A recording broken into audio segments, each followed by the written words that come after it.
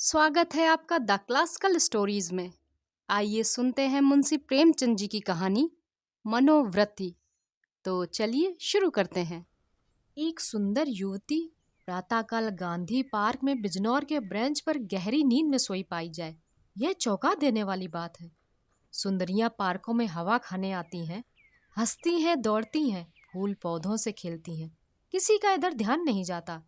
लेकिन कोई युवती रविश के किनारे वाले बेंच पर बेखबर सोए, वह बिल्कुल गैर मामूली बात है और अपनी ओर बलपूर्वक आकर्षित करने वाली। रविश पर कितने आदमी चहलकदमी कर रहे हैं, बूढ़े भी जवान भी, सभी एक क्षण के लिए वहीं ठिठक जाते हैं। एक नजर वह दृश्य देखते हैं और तब चले जाते हैं। युवक वृंद रहस्य भाव से मुस्कुराते हुए, वृद्धजन चिंता भाव से सिर हिलाते हुए और युवतियां लज्जा से आंखें नीचे किए हुए। बसंत और हासिम निक्कर और बनियान पहने नंगे पैर दौड़ रहे हैं। बड़े दिन की छुट्टियों में ओलंपियन रेस होने वाले हैं, दोनों उसी की तैयारी कर रहे हैं। दोनों इस स्थल पर पहुंचकर रुक जाते हैं और दबी आंखों से युक्ति को देखकर आपस में ख्याल दौड़ाने लगते हैं। बसंत ने कहा, इसे और कहीं सोने की जगह ना मिली। हासिम ने जवाब दिया, कोई वेश्या है, लेकिन वेश्याएं भी तो इस तरह बेशर्मी नहीं करती। वेश्या अगर बेशरम न हो तो वह वेश्या नहीं। बहुत सी ऐसी बातें हैं जिनमें कुलवधू और वेश्या दोनों एक व्यवहार करती हैं। कोई वेश्या मामूली तौर पर सड़क पर नहीं सोना चाहती। रूप और छवि दिखाने का नया आर्ट है। आर्ट का सबसे सुंदर रूप छिपाव है, दिखावा नहीं। वेश्या इस रहस्य को खूब समझती है। उसका छिपाव केवल आकर्षण बढ़ाने के लिए है। हो सकता है, मगर केवल यहाँ सो जाना यह प्रमाणित नहीं करता कि यह वेश्या है। इसकी मांग में सिंदूर है। वेश्याएं अवसर पड़ने पर सौभाग्यवती बन जाती हैं। रात भर प्याले के दौर चले होंगे, काम क्रीड़ाएं हुई होंगी, अवसाद के कारण ठंडक पाकर सो गई होगी। मुझे तो कुलवधू सी लगती है। कुलवधू पार्क में सोने आएगी? हो सकता है घर से रूठ कर आई हो। चलकर पूछ क्यों न लें? निरे अहमक हो। बगैर परिचय के आप किसी को जगा कैसे सकते हैं?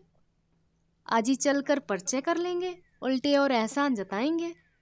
और जो कहीं झिड़क दे, झिड़कने की कोई बात भी हो, उससे सौजन्य और सहृदयता में डूबी हुई बातें करेंगे। गत यौवनाएं तक तो रस भरी बातें सुनकर फूल उठती हैं। यह तो नव यौवना है। मैंने रूप और यौवन का ऐसा सुंदर संयोग नहीं देखा था। मेरे हृदय पर तो यह रूप जीवन पर्यंत के लिए अंकित हो गया, शायद कभी भूल न सकूं। मैं तो फिर भी यही कहता हूं कि ये कोई वेश्या है। रूप की देवी वेश्या भी हो, उपास्य है। यहीं खड़े खड़े कवियों की सी बातें करोगे, जरा वहां तक चलते क्यों नहीं? केवल खड़े रहना, पास तो मैं डालूंगा। कोई कुलवधू है। कुलवधू पार्क में आकर सोए तो इसके सिवा कोई अर्थ नहीं कि वह आकर्षित करना चाहती है, और यह वेश्या मनोवृत्ति है। आजकल की युक्तियां भी तो फॉरवर्ड होने लगी हैं। फॉरवर्ड युक्तियां युवकों से आंखें नहीं चुराती। हाँ, लेकिन है कुलवधू। कुलवधू से किसी तरह की बातचीत करना मैं बेहूदगी समझता हूँ। तो चलो फिर दौड़ लगाएं। लेकिन दिल में तो वह मूर्ति दौड़ रही है। तो बैठ जाओ। जब वो उठकर जाने लगे तो उसके पीछे चले। मैं कहता हूँ वेश्या है और मैं कहता हूँ कुलवधू है, तो 10-10 की बाजी रही। दो वृद्ध पुरुष धीरे धीरे जमीन की ओर ताकते आ रहे हैं, मानो खोई हुई जवानी ढूंढ रहे हों। एक की कमर झुकी, बाल काले, शरीर स्थूल। दूसरे के बाल पके हुए पर कमर सीधी, इकहरा शरीर। दोनों के दांत टूटे पर नकली लगाए। दोनों की आंखों पर ऐनक। मोटे महाशय वकील हैं, छरहरे महोदय डॉक्टर। वकील, देखा, यह 20वीं सदी का करामात। डॉक्टर, जी हाँ देखा। हिंदुस्तान दुनिया से अलग तो नहीं, लेकिन आप इसे शिष्टाचार तो नहीं कह सकते। शिष्टाचार की दुहाई देने का अब समय नहीं है। किसी भले घर की लड़की वेश्या है साहब, आप इतना भी नहीं समझते। वेश्या इतनी फूहड़ नहीं होती, और भले घर की लड़की फूहड़ होती है। नई ये आज़ादी है, नया नशा है। हम लोगों की तो बुरी भली कट गई, जिनके सिर आएगी वह झेलेंगे। जिंदगी जहन्नुम से बदतर हो जाएगी। अफसोस जवानी रुखसत हो गई, मगर आंखें तो रुखसत नहीं हो गई, वह दिल तो नहीं रुखसत हो गया। बस आंखों से देखा करो, दिल जलाया करो। मेरा तो फिर से जवान होने को जी चाहता है। सच पूछो तो आजकल के जीवन में ही जिंदगी की बहार है। हमारे वक्त में तो कहीं कोई सूरत ही नजर नहीं आती थी। आज तो जिधर जाओ हुस्न ही हुस्न के जलवे हैं।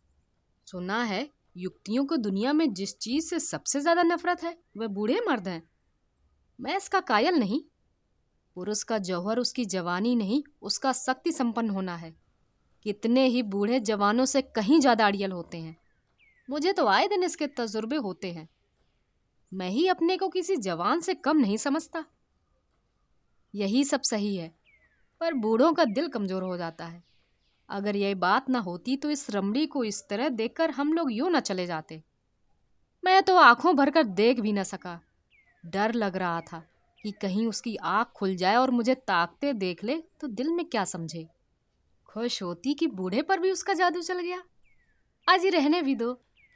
आप कुछ दिनों ओकासा का सेवन कीजिए। चंद्रोदय खाकर देख चुका, सब लूटने की बातें हैं। मंकी ग्लैंड लगवा लीजिए ना। आप इस युक्ति से मेरी बात पक्की करा दें, मैं तैयार हूं। हाँ, ये मेरा जिम्मा, मगर भाई हमारा हिस्सा भी रहेगा।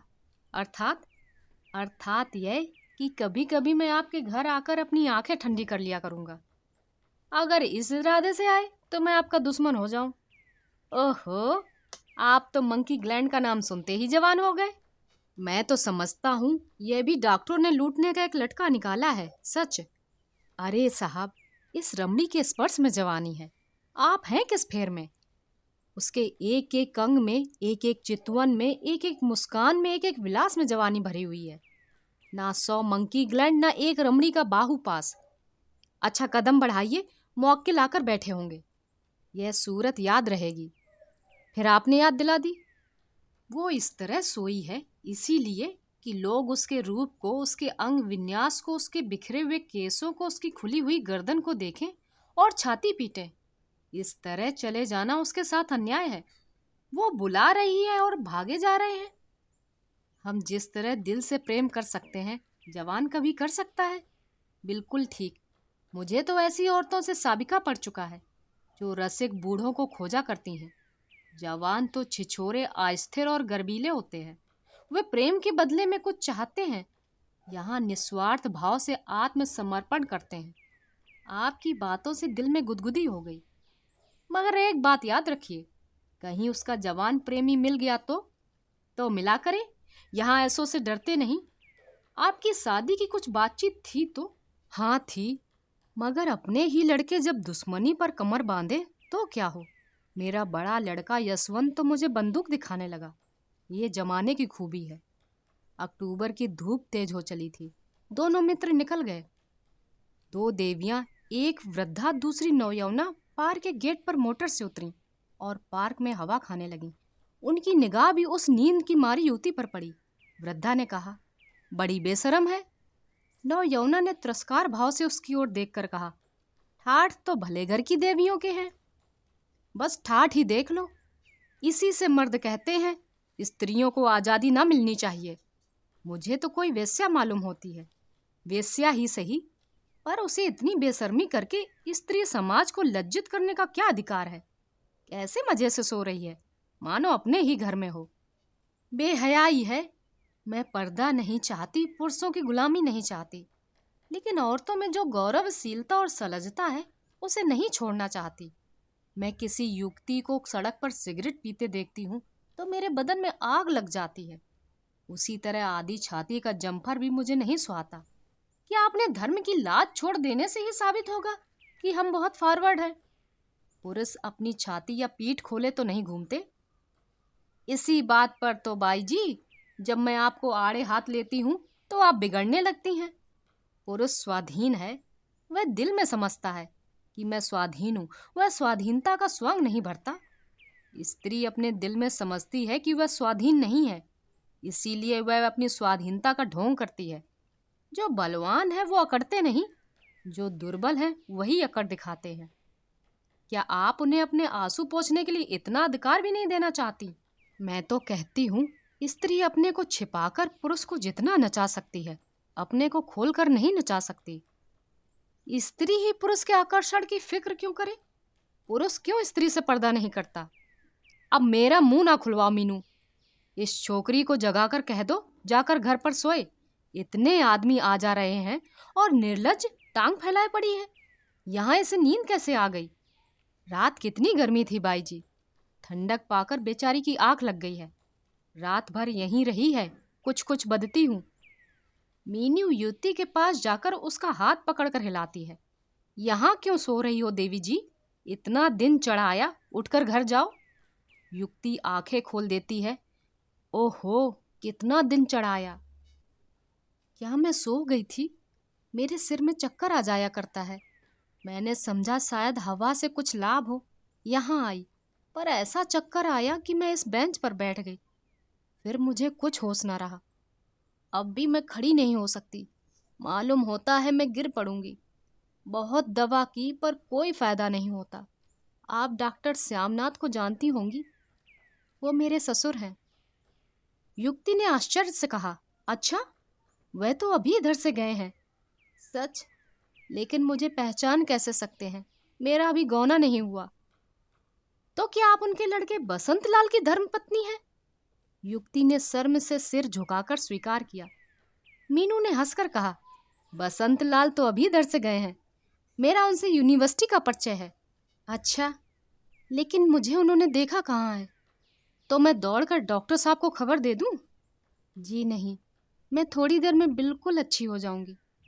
बसंत लाल भी वहाँ खड़ा है, उसे बुला दूं? जी नहीं, किसी को ना बुलाइए। तो चलो अपनी मोटर पर तुम्हें तुम्हारे घर पहुँचा दूं। आपकी बड़ी कृपा होगी। किस मोहल्ले में? बेकमगंज, मिस्टर जयराम दास के घर। मैं आज ही मिस्टर बसंत लाल से कहूँगी। मैं क्या जानती थी कि वह भी इस पार्क में आते हैं। मगर कोई आदमी तो साथ ले लिया होता। किस लिए? कोई ज़रूरत ना थी। आप सुन रहे थे मुंशी प्रेमचंद जी की कहानी मनोव्रती। कहानी पसंद आई हो तो लाइक करें, चैनल पर नए हो तो सब्सक्राइब करें। ऐसी और कहानियाँ सुनने के लिए चैनल पर आएं। आपसे वहीं मिलूंगी। धन्यवाद।